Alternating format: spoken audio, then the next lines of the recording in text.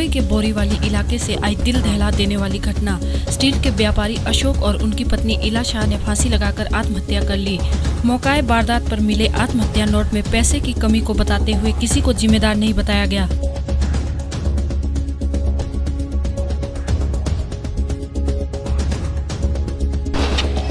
अशोक भाई शाह और इनके मिसेस दोनों ने सुसाइड कर दिया। सुसाइड नोट लिख के गए हैं कि हमारे फाइनेंशियल प्रॉब्लम के वजह से हम दोनों खुदकुशी कर रहे हैं, ऐसा सुसाइड नोट में लिखा है। बेटा डॉक्टर है, बेटी 2 दिन यहाँ आई थी।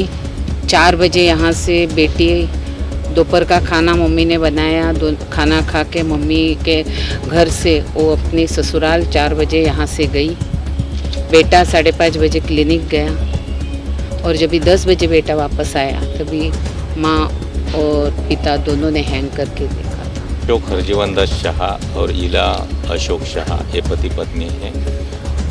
अशोक जी का स्टील का फैक्ट्री है वसई में। उनके जो लड़के हैं मीर, वो डॉक्टर है पेशा से, और इला शाह है वो हाउसवाइफ है। मीर का शादी हुआ है, उनकी वाइफ जो है तो अपने मायके में बच्चे के साथ गई हुई है। तो ये जो अशोक शाह है उनको किस तरह से खर्च हुआ था तो उनकी घर में चर्चा भी हो रही थी डॉक्टर मीर के साथ की खर्चबाज हो रहे। तो मीर ने बताया था कि आप चिंता मत करो, पैसे का कुछ ना कुछ हम बंदोबस्त करेंगे। ऐसा शाम को 5:30 बजे वो बात करके अपने काम पे हॉस्पिटल पे गया था। जब 10 बजे आया तभी देखा तो अपने मम्मी डैडी दोनों हुई। वो सुसाइड नोट में यही लिखा हुआ है कि हम कर्ज बाजारी हो गए करके हम लोग ये स्टेप ले रहे हैं, इसमें किसी का दबाव नहीं है। रुड़की सिविल हॉस्पिटल में 4 संविदा कर्मचारियों की नियुक्ति के मामले ने अस्पताल प्रबंधन में हड़कंप मचा दिया है। नियुक्तों को सार्वजनिक किए बिना ही उन पर नियुक्तियां करने का मामला सामने आते ही अस्पताल प्रबंधन के हाथ पैर फूल गए हैं।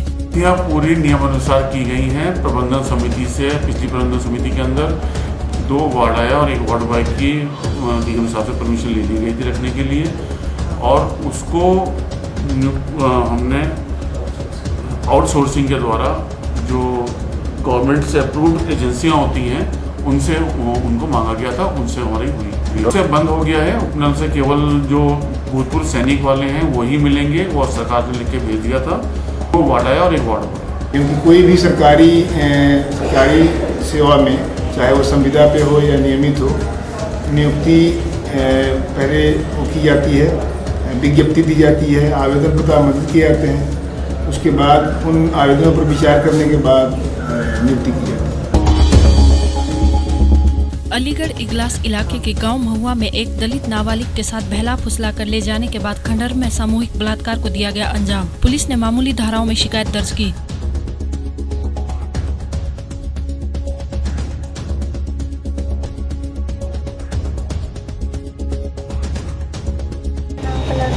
मेरे घर पर आया,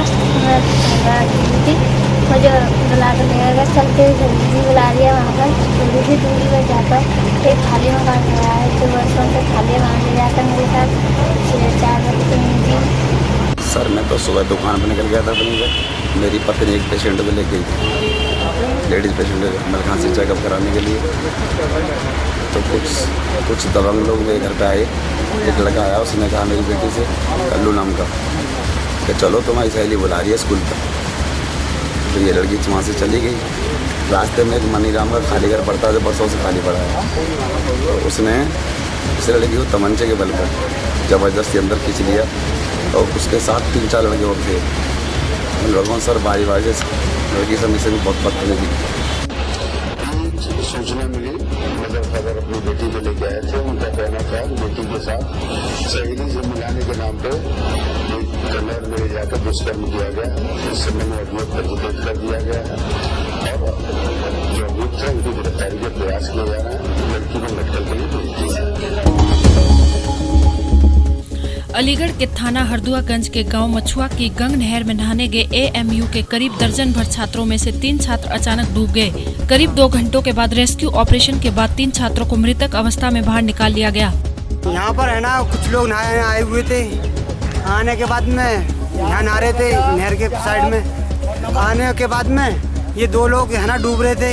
2 लोग डूब रहे थे, तीसरा बचाने के चक्कर में वो भी डूब गया और ये तीनों डूब गए और इनके चक्कर में कुछ इनकी सिक्योरिटी भी लगी पड़ी थी।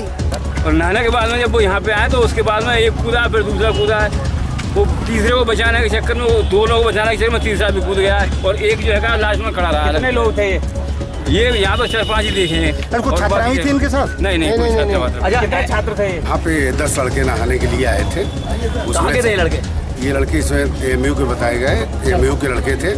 जब छानबीन की गई पता लगा एक लड़का डूबने लगा, दूसरा बचाने गया, फिर तीसरा गया, वो भी डूब गया। अभी लगातार रेस्क्यू ऑपरेशन चल रहा था। तीनों को निकाल लिया गया है, मेडिकल कॉलेज भेजा गया, फिर आगे अलीगढ़ जब जिंदगी कदम कदम पर मुश्किलें खड़ी कर रही हो तो बात आसान नहीं होती।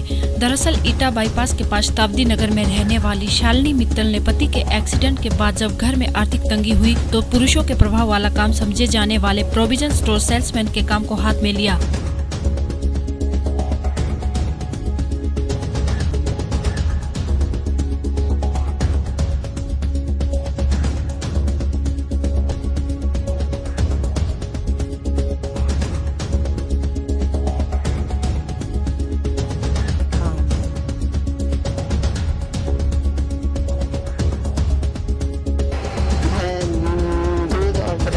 करती हूँ मार्केट में, उससे अपना परिवार चलाती हूँ।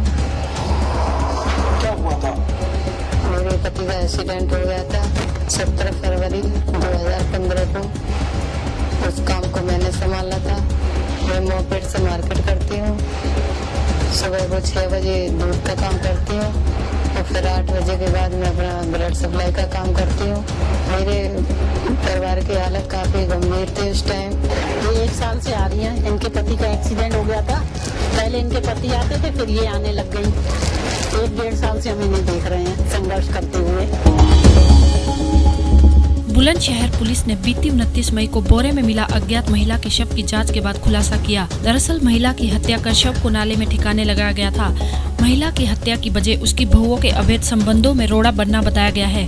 जी अर्चन से संबंध चल रहे थे, काम करती थी मेरे साथ, मैं भी काम करता था, मंडी के अंदर काम करते थे। कैसे संबंध? मतलब संभोग भी करा था उन लोगों के साथ में। और ये ऐसे मतलब जब से काम चल रहा था तो जब से संबंध हो गए थे उन लोगों से। फिर एक दिन घर पर पहुंच गए तो मुझसे ने कहा कि मैं पीछे से वो मार दिया था, सरिया पड़ा था। क्यों मारा क्यों था बढ़िया को? ये मार दिया जी, इन्होंने मार दिया था उससे। सपना से थे 2.5 साल पहले। अब मेरा सपना से कोई संबंध नहीं था। मैं तो इसकी बातों में आके हुआ ये जो भी हादसा हुआ क्या जी। मैं होली से 4 दिन पहले भी ये पकड़ा गया था और शनिवार की बात है ये, जिस दिन गुड़िया ख़त्म हुई है तो ये बृहस्पति वाले दिन फिर पकड़ा गया था। इसमें ये बात प्रकाश में आई है कि यद्यप नामित खाली अनुज कुमार को किया था उन्होंने संदेह के आधार पर। ये मृतका शांति देवी की 2 पुत्र वधुएँ थी, सपना और अर्चना नाम की, जिनके साथ अनुज और इसके बंटी के संबंध थे। अनुज के संबंध सपना से थे लेकिन वो अर्चना से भी संबंध बनाना चाहता था। इन संबंधों को लेकर जो मृतका है उसको बड़ी आपत्ति थी और वो इसका विरोध किया करती थी। इसी विरोध को लेकर उसको रास्ते से हटाने के लिए इन दोनों लोगों ने योजनाबद्ध तरीके से उसके घर पर सरिया से प्रहार करके उसकी हत्या कर दी और मोटरसाइकिल से ले जाके शव को जो है नाले में फेंक दिया।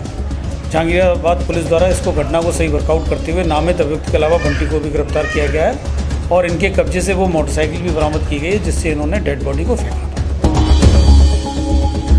हुगली गुरुवार की सुबह हज यात्रा पर जाने वाले हज यात्रियों की सुविधा के लिए पश्चिम बंगाल राज्य हज कमेटी की तरफ से चंदन नगर स्थित रविंद्र भवन में प्रशिक्षण शिविर का आयोजन हुगली जिला शासक श्रीमती मुक्ता आर्य के तत्वाधान में किया गया। वर्धा जिले के आरवी शहर की प्रमुख सेवा संस्था लायंस क्लब आरवी द्वारा विदर्भ के आनंद वन स्थित सैकड़ों आश्रित विकलांग, उसमें अंधे, गूंगे, अपाहिज, मूक, बधिर कलाकार, बाल कलाकार सहित असीमित बड़े कलाकारों का स्वरानंद वन नामक भव्य मंच द्वारा जो महामहिम राष्ट्रपति महोदय ने सम्मानित किया। महात्मा फुले समता परिषद